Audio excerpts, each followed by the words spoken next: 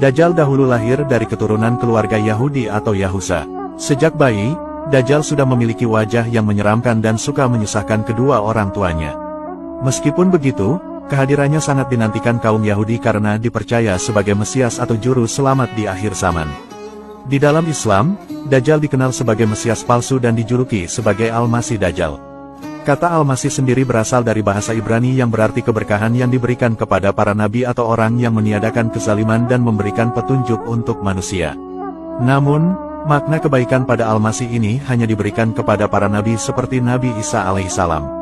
Adapun gelar Al-Masih pada Dajjal memiliki arti terhapusnya keberkahan darinya, dan sebab dia adalah seorang Mesias palsu. Dajjal bukanlah berasal dari bangsa jin ataupun makhluk lain, tetapi ia adalah manusia yang ditangguhkan ajalnya seperti halnya Nabi Isa alaihissalam. Dahulu, Dajjal lahir di negeri Samira atau Samaria, yaitu negeri kecil di Palestina yang merupakan warisan dari Nabi Sulaiman alaihissalam. Negeri Samira ini berasal dari nama seseorang dari Bani Israel yaitu Musa Samiri yang berprofesi sebagai pembuat berhala sapi emas. Musa Samiri dulunya adalah pengikut Nabi Musa alaihissalam yang kemudian sesat, dan selanjutnya menjadi tokoh kafir yang disebut dalam Al-Quran. Dajjal lahir dari seorang ayah dan ibu keturunan Yahudi yang mandul selama 31 tahun dan tidak dikaruniai anak. Barulah setelah itu kedua orang tua Dajjal bisa mengandung dan melahirkan bayi Dajjal.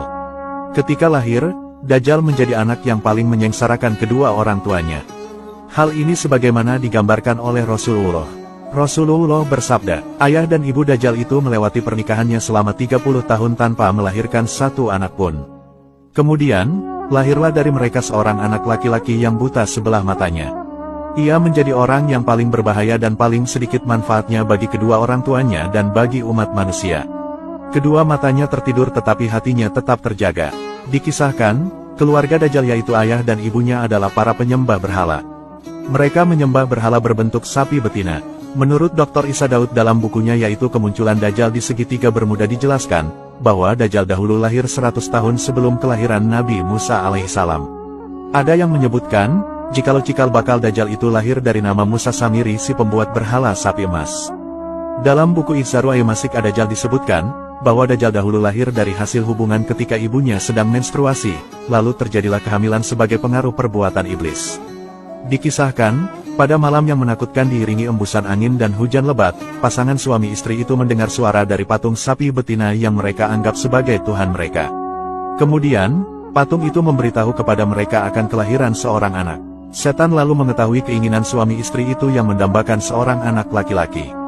Karena itu, setan kemudian memperdaya berhala itu seakan-akan memberi karunia anak dan meminta korban-korban sesembahan. Demikianlah cara setan menipu daya manusia. Perempuan itu pun lantas bisa melahirkan anak lelaki tetapi kedua matanya cacat sejak lahir.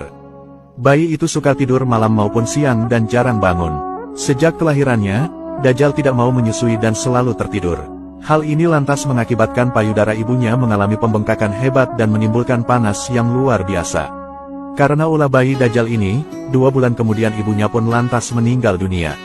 Adapun ayah Dajjal, dia adalah pria yang berpostur tinggi, gemuk, dan memiliki hidung seperti paruh burung, sedangkan ibu Dajjal, dia adalah wanita berbadan gemuk, kedua tangannya panjang, dan memiliki payudara yang besar.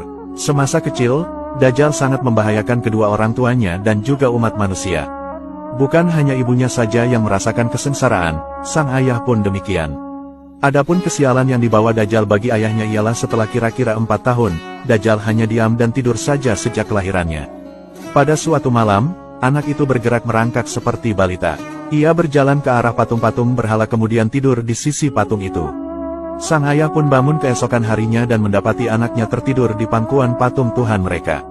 Ayahnya lalu memanggil tetangganya dan berita itu menyebar luas hingga penduduk sekitar berbondong-bondong datang untuk menyaksikan hal tersebut. Kemudian, hakim kota mendengar dan ingin memiliki anak itu yang dianggap dapat membawa keberkahan. Selanjutnya, diutuslah mata-mata untuk membuat siasat, di mana ayah Dajjal dibawa untuk menghadap kepada hakim kota dan dipaksa untuk mengaku bahwa kabar berita itu adalah hasil rekayasa dirinya semata. Karena itu, ayah Dajjal dipaksa untuk mengakui bahwa dirinya lah yang telah mengangkat anaknya dan menaruhnya di pangkuan patung sapi itu. Namun karena ayah Dajjal menyangkal tuduhan itu, ia lantas dipenjara dan disiksa. Sementara, Dajjal kemudian diambil oleh hakim dan dirawat di dalam istana. Dalam menghadapi siksa di penjara, ayah Dajjal tidak kuat sehingga ia terpaksa mengakui kebohongan itu. Setelah ia mengaku, ayah Dajjal pun lantas diusir. Maka tinggallah ia sebatang kara karena ulah anaknya itu. Dalam keterasingannya itu, ayah Dajjal kemudian meninggal dunia dalam penderitaannya. Setelah berada di dalam istana selama kira-kira 1 tahun 1 bulan, negeri Samiri dilanda bencana dahsyat. Allah Subhanahu wa Ta'ala kemudian memusnahkan negeri itu karena perbuatan penduduknya yang suka menyembah berhala dan bermaksiat yang melampaui batas. Kemudian, Allah memerintahkan malaikat Jibril untuk menyelamatkan anak itu dan membawanya ke sebuah pulau terpencil yang terletak di tengah-tengah lautan luas yang disebut Laut Yaman. Pulau yang didiami Dajjal ini dikenal dengan nama Jazirah Atsuban Arahib Wadaba Al-Halba, yakni sebuah pulau yang terdapat ular mengerikan dan hewan berbulu tebal. Hewan melata yang berbulu lebat inilah yang menjaganya selama Dajjal mendiami pulau itu. Hewan ini disebut sebagai Al-Jasasah yang bisa berbicara layaknya manusia. Pulau itu berukuran kecil bagaikan tumpukan bebatuan. Pulau itu terpisah dari gugusan pulau-pulau yang banyak jumlahnya. Di sana, Dajjal sepanjang hari dan sepanjang tahun selalu tidur layaknya penghuni gua. Kelak Allah Subhanahu wa Ta'ala akan membangkitkan dan membebaskan Dajjal dari pulau misterius itu menjelang hari kiamat nanti. Selain itu, Dajjal adalah seorang manusia pendusta dan penebar fitnah terbesar yang akan muncul kembali di akhir zaman, dan peristiwa ini menjadi salah satu tanda-tanda besar menjelang datangnya hari kiamat.